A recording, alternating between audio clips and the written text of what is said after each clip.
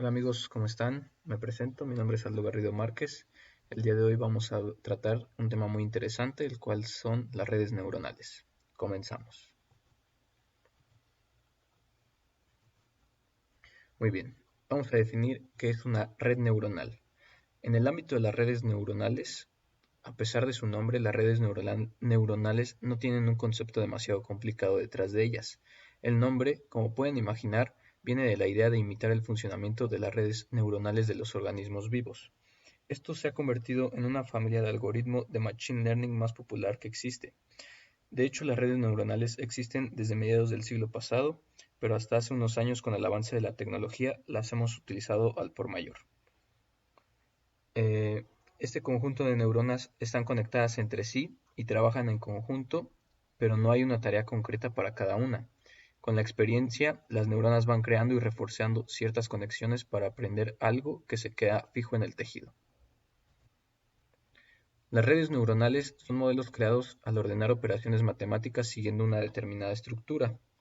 La forma más común de representar una red neuronal es mediante el uso de capas o layers, como las tenemos del lado derecho, donde la primera capa de la red, la de color verde, se le conoce como una capa de entrada, la capa de excitación, donde vamos a tener todas esas entradas que exciten a nuestras neuronas, y recibe los datos en bruto, es decir, los valores de los predictores.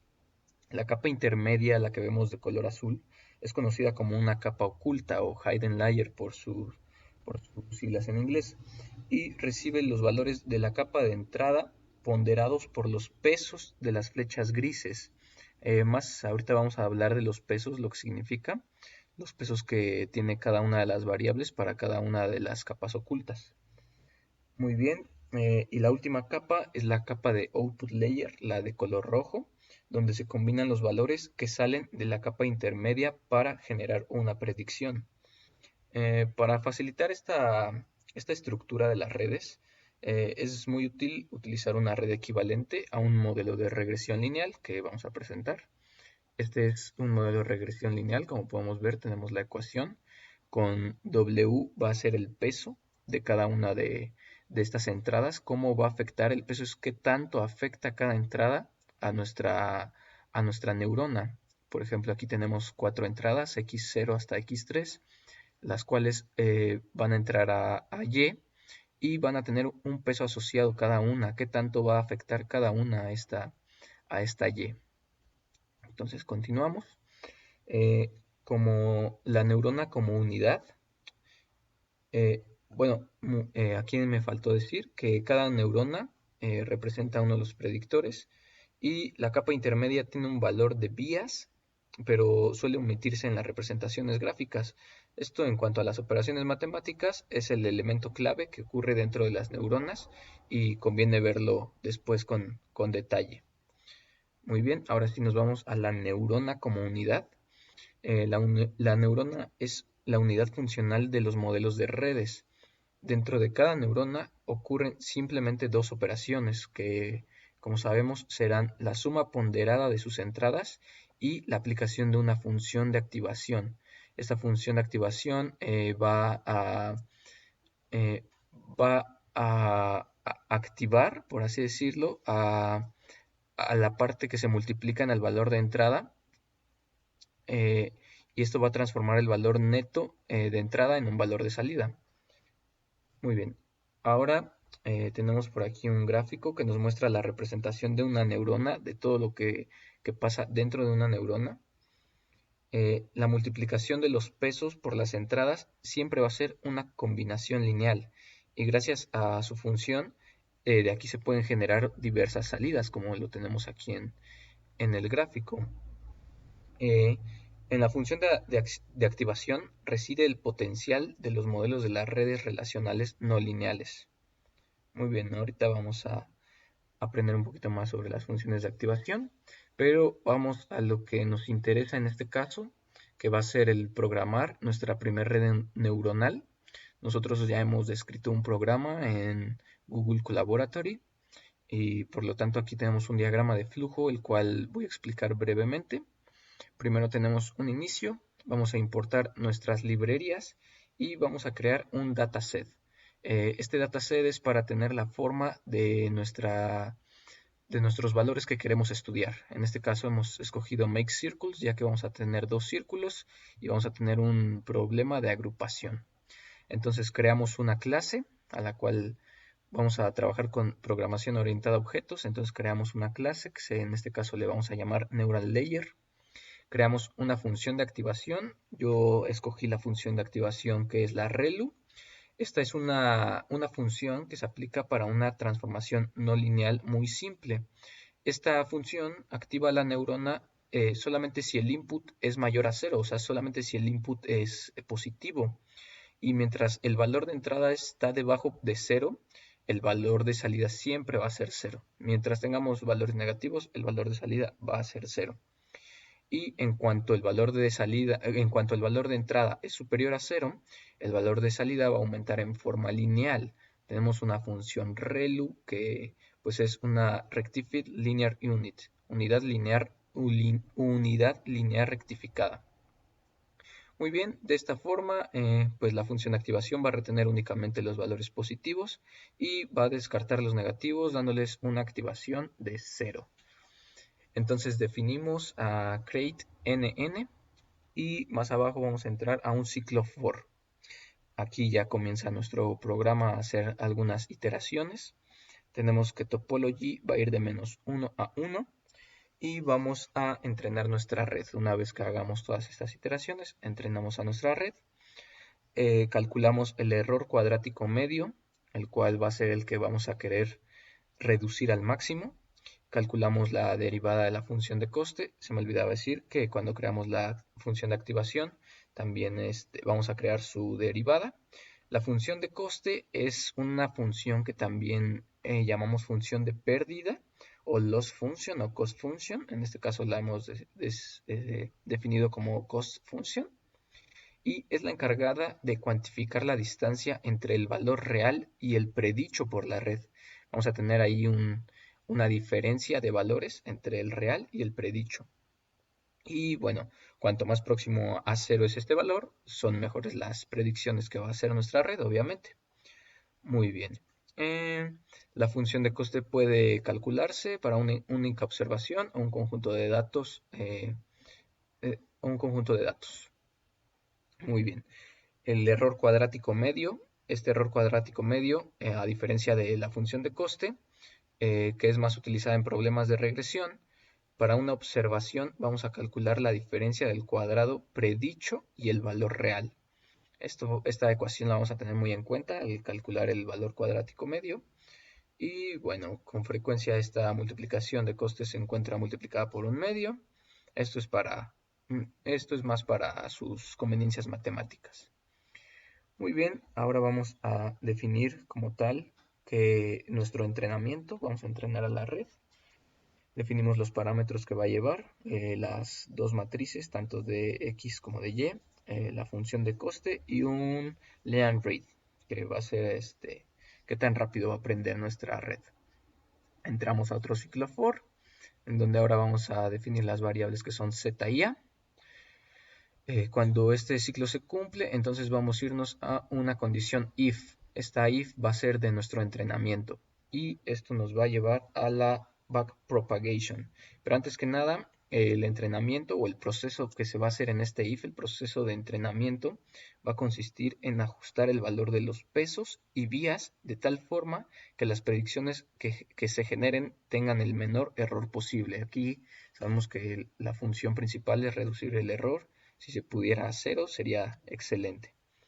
Y bueno, gracias a esto, este modelo va a ser capaz de identificar qué predictores tienen mayor influencia y de qué forma están relacionados entre ellos. Digamos que la red va a aprender cuáles de sus valores están haciendo bien lo que queremos, que en este caso va a ser una agrupación. Entonces estamos aprendiendo, la red va a aprender por sí sola si vamos a agrupar estos datos. Otras cosas que la red intuitiva va a hacer que va a modificar los pesos y los vías de la red, va a repetir los pasos hasta que la red sea suficientemente buena y como ya lo dijimos va a identificar la responsabilidad de cada peso. Entonces, ahora sí, podemos pasar hacia el backpropagation, el cual es un algoritmo que nos va a permitir cuantificar la influencia que tiene cada peso. Aquí vamos a poder medir esa influencia y las vías de la red en sus predicciones. Y bueno, para hacerlo en realidad es muy sencillo, aplicamos la regla de la cadena, con la cual vamos a calcular un gradiente, que va a ser un vector formado por las derivadas parciales de una función. Aquí vamos a declarar todas nuestras derivadas parciales y pues el siguiente paso va a ser eh, determinar cuánto y cómo modificarlos. Va a ser un descenso de gradiente. Entonces pasamos al reversed, que como lo dije es el descenso del gradiente, el cual va a ser un algoritmo de optimización que va a permitir minimizar una función haciendo actualizaciones de sus parámetros. Muy bien, dado que calcular el error del modelo para todas las observaciones de entrenamiento en cada iteración puede ser computacionalmente muy costoso, existe lo que llamamos descenso de gradiente, que también lo podemos llamar gradiente estocástico. Muy bien, de aquí pasamos a ver las deltas de la última capa, a declararlas, y vamos a declarar también una delta respecto a cada capa previa. De aquí de nuevo vamos al cálculo del gradient descent que se vea hasta el final, y vamos a definir nuestra neural n, que va a estar igualada a lo que habíamos creado antes, al create-nn. Entonces de aquí vamos a ir hacia un ciclo for de nuevo para decir el rango de datos que vamos a tener. En este caso yo utilicé 2500 datos, pero pues esto es para una red pequeña. Si queremos aumentarlos, aquí podemos aumentar nuestro rango de datos por el que nos sea conveniente. Muy bien, cuando este rango de datos pasa, pasamos a los hiperparámetros y el número y los tamaños de capas. De aquí vamos a ir hacia abajo en donde pasamos a definir el loss append y ¿cómo se llama? Una matriz Y que va a ir junta con X, que va a ser igual a 50. Aquí estamos definiendo simplemente las variables y vamos a entrar a otros dos ciclos for que van a estar encadenados entre sí, los cuales van a ir desde I hasta X0 y van a ir aumentando conforme X0 va aumentando. Lo mismo tenemos para X1, esto va a ser parte de nuestro proceso. Vamos a definir Y ahora en función de I0 y de I1 en un define. Y para finalizar vamos a tener un loss append de... bueno, esto viene del código pasado. En realidad ya lo único que tenemos que hacer va a ser plotear o imprimir nuestros resultados. Ahí con el plot color smash vamos a poder ver nuestro resultado ya en pantalla, nuestro plot scatter y nuestro plot show. Y por fin, si esto se va a ir iterando, se va a iterar varias veces, hasta que la red aprenda por ella misma, por así decirlo. Va a aprender y va a mostrarnos un resultado que es el que estamos buscando. Y ahí finaliza el programa una vez que la red hace su agrupación. Y bueno, muy bien, ahora sí lo que nos importaba ver en este video, que es crear nuestra primera red neuronal. Vamos a explicarlo. Todo este código ha sido creado en Google Colaboratory. Esto es con un lenguaje de programación en Python. Entonces, por aquí tenemos el primer segmento de código, el cual pues es simplemente importar las librerías necesarias. En este caso hemos importado todas estas librerías. Hemos añadido algunas más a la de los videos de ejemplo, ya que vamos a utilizar algunas de sus funciones más adelante. Entonces, aquí tenemos make circles porque nuestro problema nos dice que vamos a tener dos círculos. Muy bien, ahora vamos a crear el dataset. Vamos a ver si no tiene ningún error. El dataset simplemente es crear nuestro conjunto de valores, cómo los vamos a definir. Vamos a crear el número de registros en nuestros datos. En este caso hemos utilizado 500 registros. y vamos a ocupar dos características para cada uno de los registros. Aquí vamos a declarar las matrices X y Y con make circles, los cuales van a estar aquí ya graficados con un plot show, un plot axis. Muy bien, pasamos a la siguiente columna de código, que sería esta de aquí arriba. Vamos a crear la clase de capa para la red. Como ya lo habíamos dicho, vamos a trabajar con programación orientada a objetos, probamos que no tenga ningún error. Creamos la clase Neural Layer, una capa de neuronas. Y bueno, aquí vamos a definir los valores que va a tener esta red neuronal. Vamos a tener valores aleatorios para las ganancias, ya sea tanto W como B. Y bueno, aquí nos vamos hacia las funciones de activación. Muy bien, aquí vamos a crear nuestras funciones de activación. Como ya lo habíamos dicho, hemos escogido una función ReLU, la cual nos va a permitir, permítanme, aquí en la creación de la capa de la red, creamos una clase en Python, la cual nos va a crear una red neuronal de n número de neuronas con l número de capas. O en este caso la hemos puesto igual como ncon. Muy bien, y esta clase va a generar de forma aleatoria, como ya lo habíamos dicho, aquí están de forma aleatoria, los valores de los pesos, tanto de W como del sesgo de bias. Muy bien, ahora sí nos vamos hacia la función de activación. Permítanme. Ya que quedó explicado lo de arriba, probamos que no tenga ningún error y vamos a declarar la función de implementación de ReLU, que como ya la había explicado hace un momento, permítanme.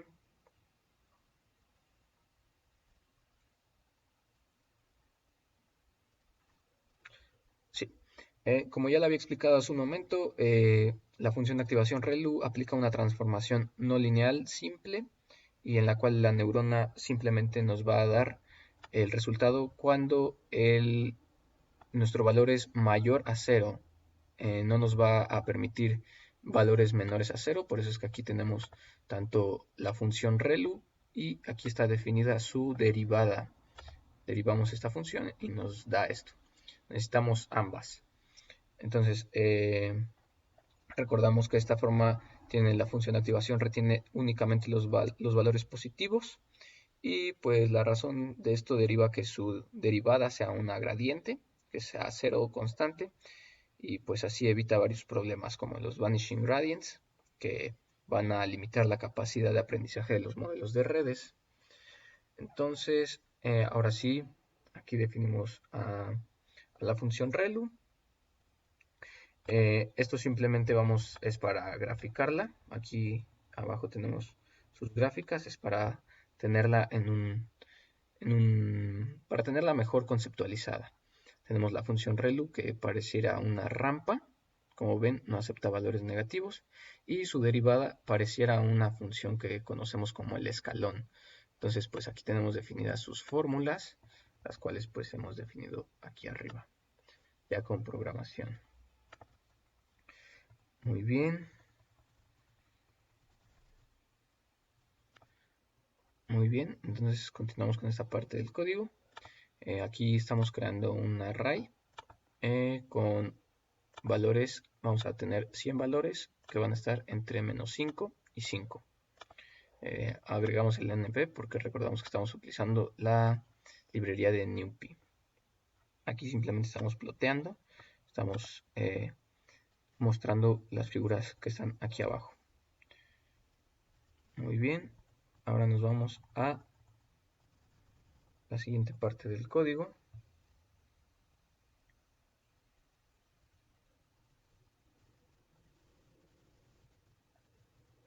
En donde vamos a definir nuestras capas.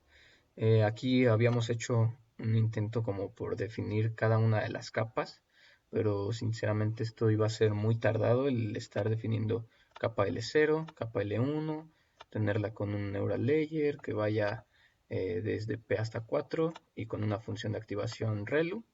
Entonces, pues mejor hemos creado una topología y pues esta topología va a estar anidada a un ciclo for, que va a enumerar nuestros layers desde la topología, desde el -1, ya saben, hasta el 1. Entonces aquí definimos el append de nuestra capa neuronal con nuestra topología y su función de activación. Probamos que todo esté bien y está perfecto. Aquí hemos creado nuestra primera red, en donde hemos creado nuestra clase Neural Layer para crear nuestra red neuronal, y a esta red le vamos a pasar nuestra función de activación en las capas ocultas y además en la capa de salida. Entonces pasamos a el siguiente pedazo de código, que va a ser el entrenamiento de la red neuronal. Muy bien, aquí está interesante. Primero volvemos a jalar nuestra topología y volvemos a jalar nuestra red neuronal. Aquí vamos a calcular el error cuadrático medio, que como ya lo había explicado anteriormente, va a ser la diferencia entre el cuadrado del valor predicho y el valor real, y la derivada de la función de coste, que simplemente va a ser la diferencia entre el valor predicho y el valor real. Aquí estamos calculando el error cuadrático medio. Aquí definimos el entrenamiento con un learning rate de 0.2. Vamos a tener que el entrenamiento va a ser verdadero, y con una matriz de salida, en este caso la hemos definido como out, con 0 datos al inicio y con la matriz que habíamos definido al inicio, X. Entonces ahora vamos a definir el forward pass, también con el ciclo for que ya habíamos explicado antes.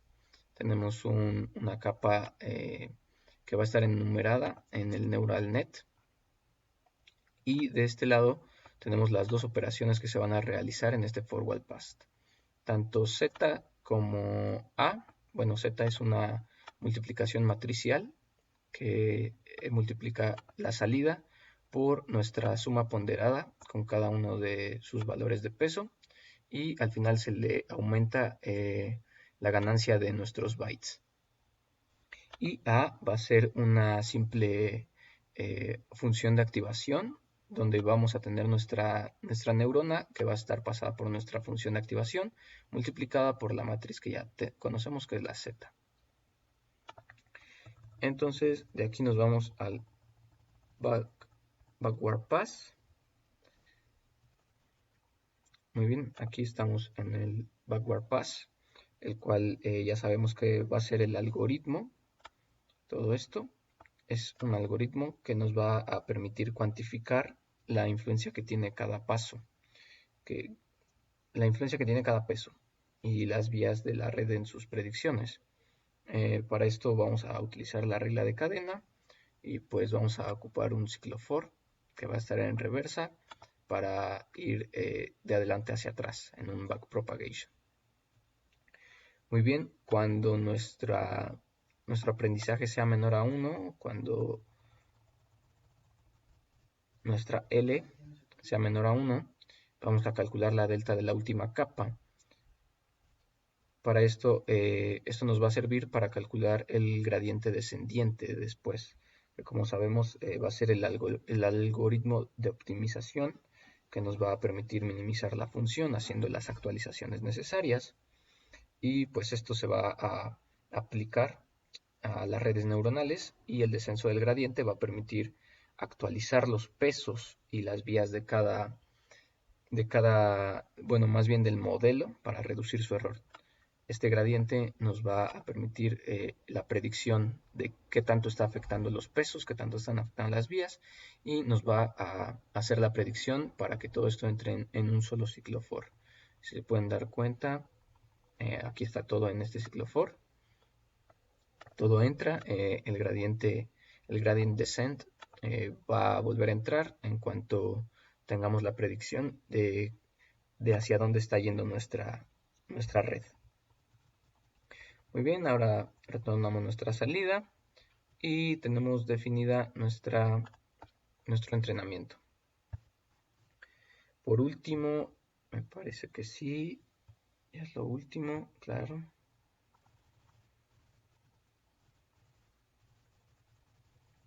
Muy bien, aquí es donde vamos a definir los parámetros de nuestra red, ya para ponerla en acción.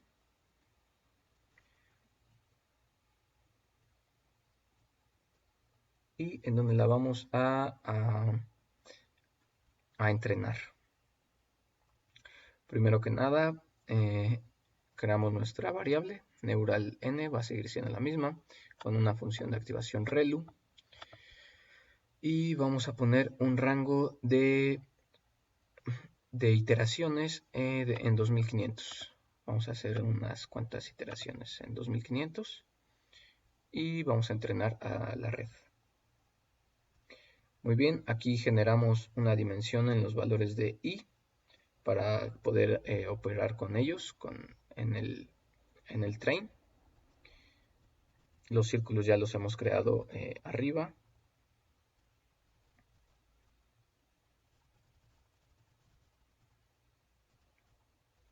Aquí volvemos a hacer un entrenamiento. Definimos el learning rate en 0.001. Esto es qué tan rápido necesitamos que la red aprenda.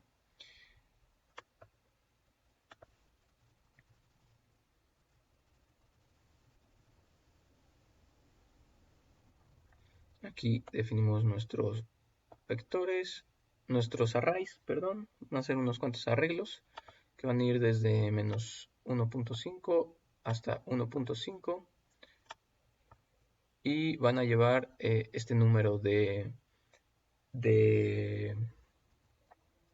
esta cantidad de valores entre estos dos. Como ya lo hemos definido, son 50. Tanto para x0 como para x1. Vamos a definir el mismo arreglo. Muy bien, aquí tenemos una matriz de ceros que va a tener lo mismo, 50 y 50. Por fin metemos a un for, prácticamente todo esto que va a ser solamente para plotear. Vamos a iterar varias veces. Este for nos sirve para que una vez iterando se borre la iteración pasada, se dibuje la nueva y vayamos viendo la secuencia. Entonces pues vamos a ver si funciona. Perdón, aquí arriba se me olvidaba decir que el topology no lo había definido en todo el video, que va a ser la estructura de las capas que tendrá nuestra red. Nuestro create nn es la función que crea nuestra red pasando las funciones de activación, ya sean las capas ocultas y la capa de salida. Tenemos el loss, que sí lo definimos como las pérdidas, que es la función de pérdida que vamos a usar.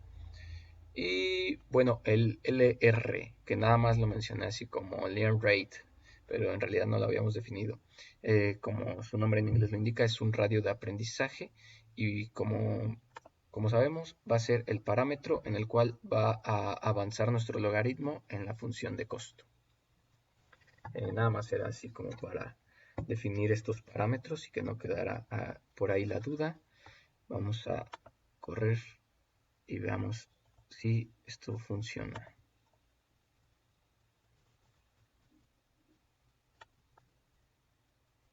Si me deja ir abajo. Uy, por aquí se fue hasta arriba. Esto más arriba.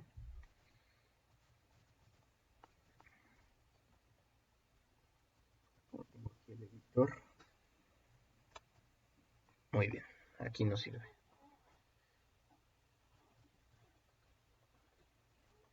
Una disculpa, como aquí tengo el editor no me deja arrastrar a veces. Miren, acerco el pad e inmediatamente me abre el editor de video, pero esta imagen nos sirve para observar nuestro problema de agrupación. Como podemos ver, pues con los plots se va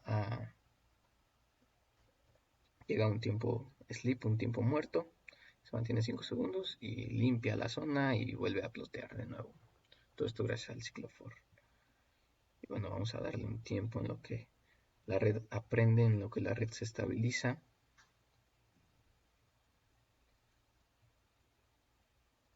Me gustaría mostrarles el gráfico que aparece aquí abajo. A ver si no se pierde. Muy bien. Miren, aquí empezó a bajar el error drásticamente. Comenzó a aprender muy rápido, muy rápido, muy rápido. Y al final es cuando nos empieza a generar un poquito de ruido. A ver, permítanme. Se me debe haber pasado aquí activar esta.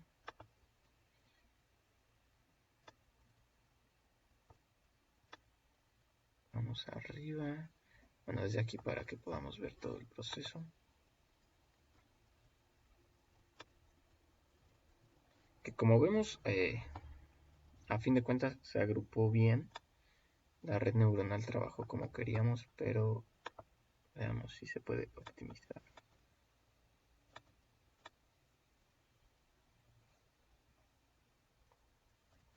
Aquí está marcando algún error, vamos a detener.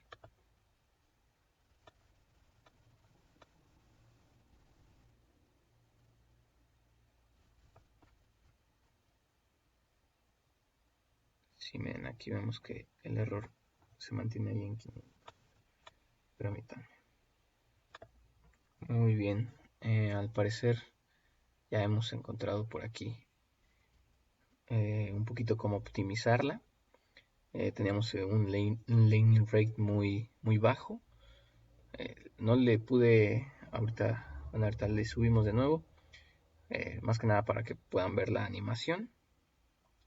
Como podemos ver, ya se ve mejor la agrupación, se siguen haciendo las iteraciones y esto es lo que me importaba mostrarles. La gráfica que nos está mostrando el error, como prácticamente ya se está yendo a cero, que es justamente lo que buscamos, aunque sabemos que por muy preciso que sea, el error por ahí siempre va a variar, pero lo que nosotros necesitamos es que nuestro error sea lo más cercano a cero. Y pues aquí al parecer ya lo estamos consiguiendo. Gráficamente se ve bien, se ven bien agrupados cada uno de los puntos. También aquí tiene mucho que ver que mandamos números random, números aleatorios. Entonces a veces puede ser que nos manden muchos números positivos, muchos números negativos, pero pues a final de cuentas la red se tiene que adaptar siempre, pero pues no siempre lo va a hacer si no tenemos los parámetros adecuados. Entonces ahí jugando un poco con los parámetros, adecuándolos, podemos tener los resultados óptimos que necesitábamos desde el principio. Y pues esto sería todo de mi parte. Muchas gracias por ver el video. Hasta luego.